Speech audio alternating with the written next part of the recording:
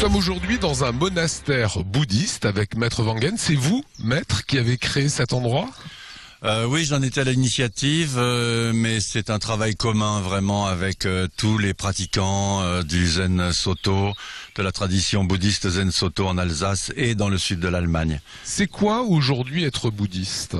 Moi, je crois que c'est une façon de vivre, c'est une façon de se tenir droit dans la vie et de pratiquer au quotidien quelque chose qui, au fil des siècles, a transféré des vraies valeurs qui ont tendance peut-être aujourd'hui à disparaître un peu, et je pense qu'on en a tous vraiment besoin. Donc c'est actualiser vraiment quelque chose de très profond.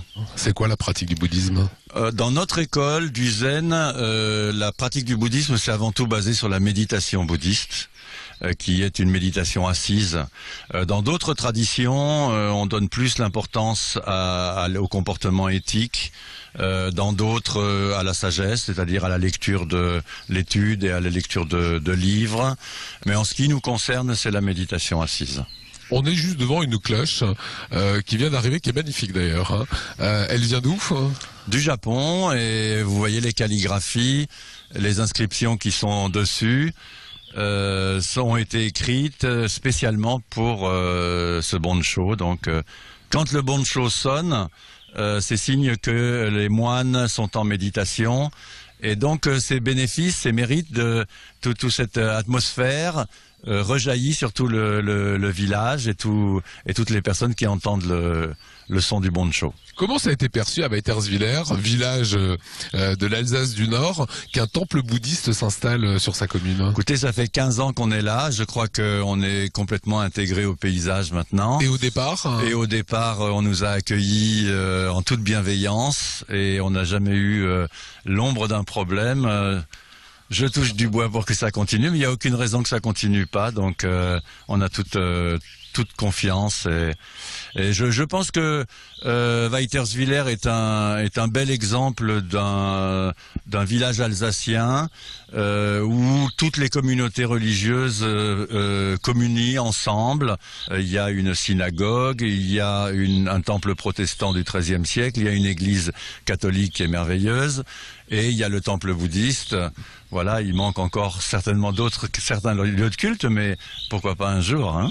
Je vous ai demandé en arrivant ici, est-ce qu'on peut aller dans le temple derrière ? C'est pas fermé, c'est pas uniquement pour les bouddhistes. On peut passer, on peut méditer, on peut prendre du temps. On a vraiment voulu concevoir cette chapelle bouddhiste comme un lieu ouvert, où toutes les personnes qui passent dans la rue peuvent rentrer par ce chemin et aller directement, la porte est toujours ouverte. Et ce lieu est fait pour un lieu de silence, de tranquillité, d'apaisement.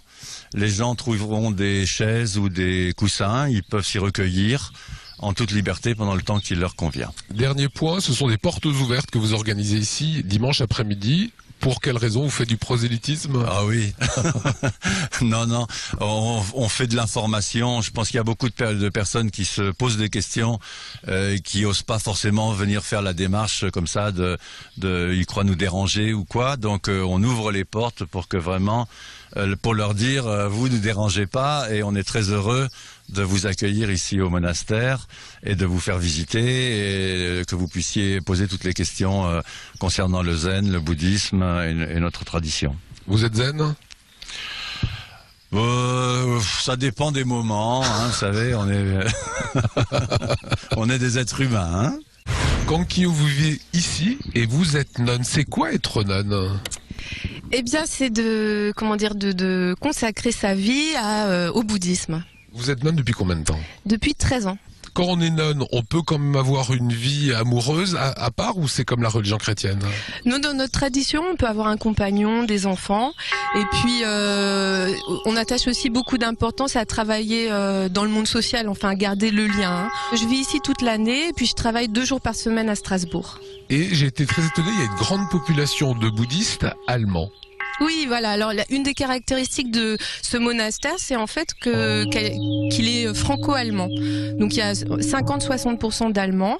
Les enseignements sont traduits en allemand. Et puis, Voilà, on vit en parfaite fraternité bouddhiste. Et il y a 4 à 5 temples zen comme de ce type en France à peine. Oui, il faut savoir que donc le bouddhisme date seulement des années 60 en Europe. Donc les monastères se construisent peu à peu, mais bon, ça prend du temps de créer un endroit comme celui-là. Ce dimanche, vous allez ouvrir les portes au public, présenter cette cloche. Elle n'a pas encore sonné. Alors. Non. Vous voulez pas non, nous la faire vouliez tout à l'heure, mais non. On n'a pas le droit. Vous n'avez pas le droit. Pas gentil, c'est pas zen ça. Mais vous m'aviez pas dit que vous revenez dimanche pour l'entendre, c'est pas ça? Pourquoi vous ouvrez les portes? Qu'est-ce que vous attendez de ces portes ouvertes? Que les gens décident à un moment donné, vous savez, de s'asseoir en méditation et puis d'apprendre à apaiser l'esprit. De cette manière, le monde, enfin les relations humaines sont plus fluides ou plus simples. Est-ce qu'aujourd'hui votre vie est plus équilibrée depuis que vous êtes bouddhiste? Indéniablement oui. Vous rayonnez oui. En tout cas. C'est gentil, merci. Voilà. En tout cas, merci de nous avoir accueillis aujourd'hui. Vous avez envie de participer, de découvrir ce temple tout à fait exceptionnel. C'est vrai que c'est beau, c'est vrai que c'est zen ici. Ça se passera ce dimanche après-midi et les informations s'inscrivent